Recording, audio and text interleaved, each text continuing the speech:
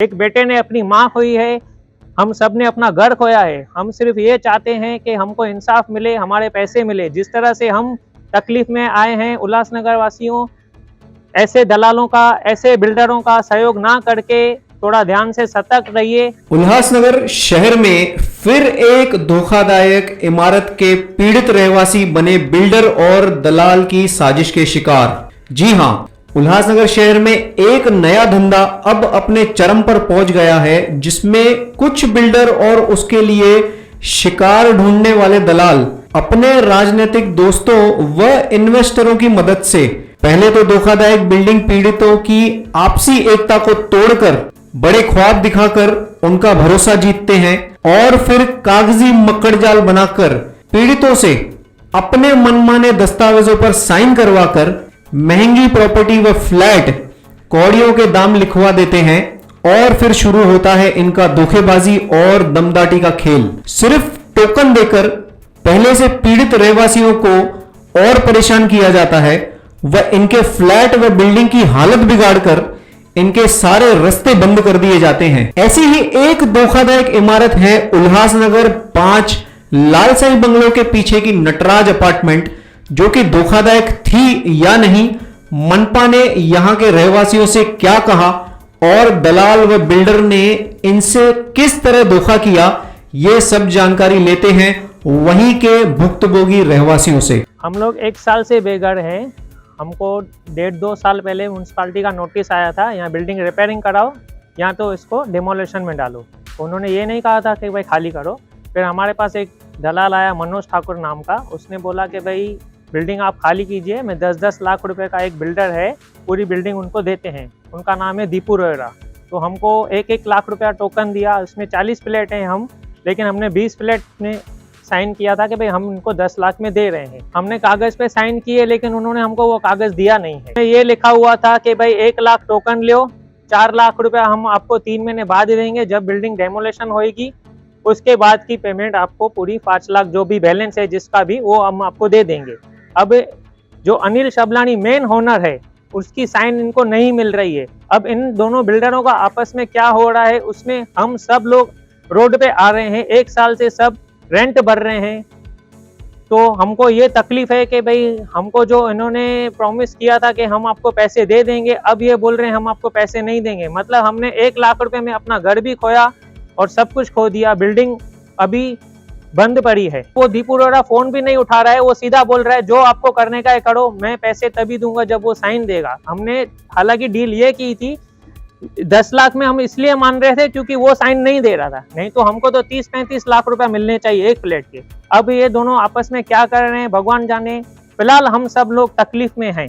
दीपू रोयरा के हाथ में हमारे 20 फ्लैट का जो टोकन है उन्होंने दिया है। अब वो बोलता है बिल्डिंग तो उसने डेमोलेशन अंदर से सब करवा दिया है, हमसे चाबी भी नहीं ली, ऐसे ही बिल्डिंग तोड़वा दी। रात को 11 बजे ये काम हुआ है, सब नाइट में, दिन में काम नहीं हुआ है। हमको बोला था म्यूनसिपालिटी करवाएगी, लेकिन अगर म्यूनसिपालिटी करवाती थी तो वो आफ्टरनून में, दिन में काम होता था, रात को कोई काम होता नहीं है। तो हमसे ये धोखा हुआ है। हमको 1 लाख रुपए में देकर हमको घर से बाहर निकाल दिया और हमारे फ्लैट भी तोड़ दिए। अब वो बोलता है बाकी के पैसे मैं नहीं दूंगा, जो आपको करने का है करो। मतलब एक साइन उन्होंने ये ली थी कि भाई ये टोकन लो, बाकी के पैसे मैं दूंगा। हमने भरोसे, जो मनोज ठाकुर बीच में दलाल है, उसने कहा कि भाई हाँ ये आदमी सही है, मैं आपको पैसे लेके दूंगा सब जनों को, क्योंकि उस टाइम पे सबको प्रॉब्लम थी। बिल्डिंग में हम रह नहीं सकते थे क्योंकि हमारा काम आधे में छूट गया था। तो सब जन मिडिल क्लास वाले हैं, तो सबको लग रहा था कम से कम हमको 10 लाख रुपया तो मिल जाएंगे। लेकिन उस भरोसे के हिसाब से हमने उस पर भरोसा रखा कि तभी बिल्डिंग खाली की। अब वो ऐसे बोल रहे हैं कि भाई मैं पैसे नहीं दूंगा। अब 1 साल से सब लोग रेंट भर रहे हैं। जो 1 लाख टोकन दिया है वो तो हमारा ऐसे ही चला गया।